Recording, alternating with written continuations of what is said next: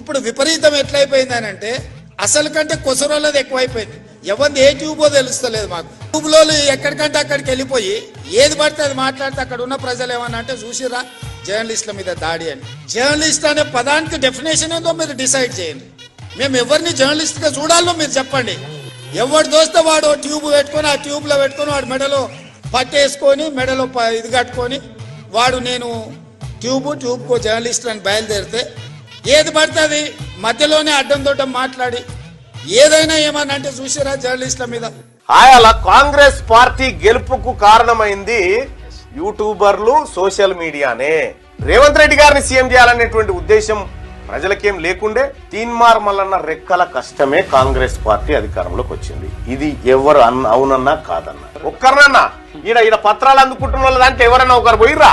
Congress party పక్షాన గొంతెత్తి రాహుల్ గాంధీ గారు ప్రధానమంత్రి కావాలని గొంతెత్తితే మమ్మల్ని అరెస్ట్ చేస్తే కనీసం మీరు ఈ స్పందన తెలియజేయలేదు. చాలా మంది మీరు చెప్తారు ఇవాళ తెలంగాణలో కాంగ్రెస్ పార్టీ అధికారంలోకి రావడానికి కారణం ఎవరు?